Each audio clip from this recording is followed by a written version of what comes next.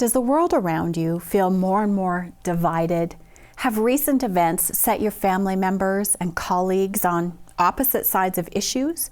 Do you feel like there's a rift in your community, your church, and maybe even your family?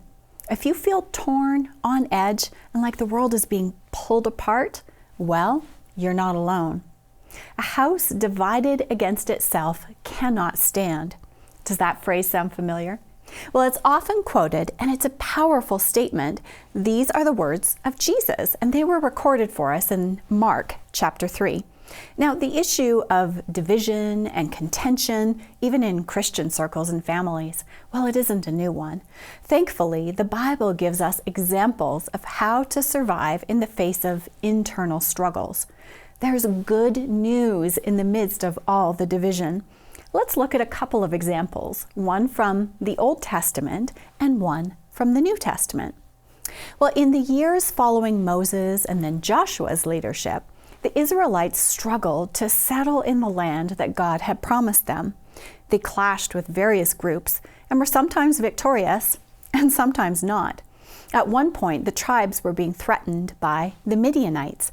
It was an ongoing problem, but none of the tribes stood up to them. God called Gideon to push back against the Midianites. It's a wonderful story, and if you haven't read it, you can find it in Judges chapter 7. Well, with God's help and a small group of 300 men, Gideon sent the Midianites fleeing for home, and he captured two of their leaders, Oreb and Zeb, in the process. It was a miraculous success by all accounts. Well, following Gideon's success, some of the men from the tribe of Ephraim approached him. The Ephraimites were the largest tribe, and they were the de facto leaders. Joshua, you see, had been an Ephraimite. Approaching Gideon, the tensions must have been palpable. And this is what they said. It's found in Judges chapter 8 and beginning in verse 1. Now the men of Ephraim said to him, that's Gideon, "Why have you done this to us by not calling us when you went to fight with the Midianites?" And they reprimanded him sharply. So he, Gideon, said to them, "What have I done now in comparison with you? Is not the gleaning of the grapes of Ephraim better than the vintage of Abiezer? God has delivered into your hands the princes of Midian, Oreb and Zeb. And what was I able to do in comparison with you?" Then their anger toward him subsided when he said that. The Ephraimite leaders asked Gideon why he didn't get their approval before fighting the Midianites. Their pride was wounded, and they oozed jealousy. Gideon had dared to act without their okay. And did you catch how Gideon responded? He reminded the leaders that his 300 men were from the family of Abiezer. They were Ephraimites. He credited the success of the battle to these leaders who were from the complainer's own tribe. And Gideon made no personal claim for the victory. You know, Gideon could have responded angrily, reminding them that God had called him to the battle.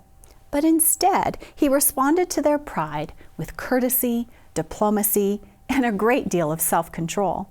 Gideon's response is a hopeful example of how a house can stand undivided.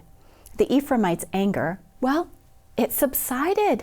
Gideon saw the bigger picture. They had just defeated an enemy. There was nothing positive to gain by fighting against each other. And that's our Old Testament example. Now, there's another example from the New Testament.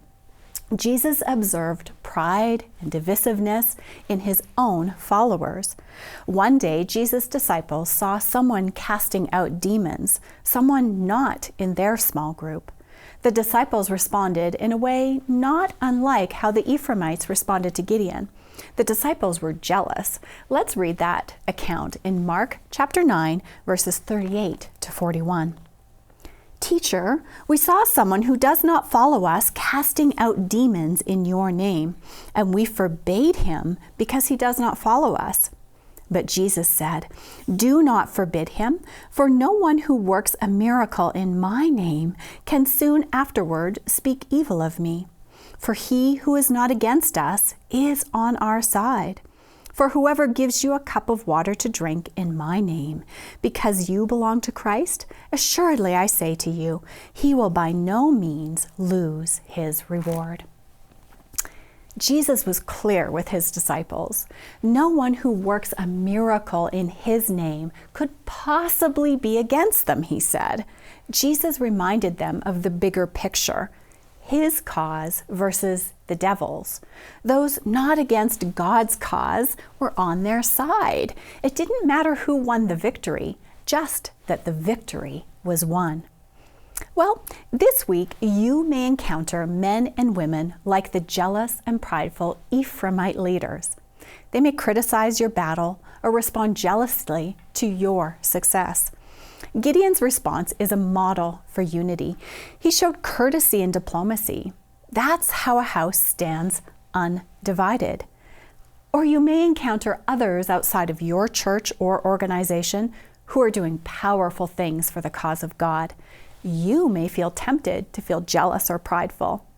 Remember the bigger picture, just as Jesus reminded his disciples. This battle is bigger than your team or theirs. We're fighting spiritual battles, and whoever isn't against God is for him. The victory is what matters. Well, we can face prideful Ephraimites, and we can be tempted to become jealous disciples. But the good news is that even in an increasingly divisive world, we don't have to fall into either of those camps. Choosing to respond with courtesy, diplomacy, and self-control will make a difference. The battles of this world are bigger than whatever is currently dividing us. Let's keep our eyes on the bigger battles and on the even greater rewards, eternal life with Jesus.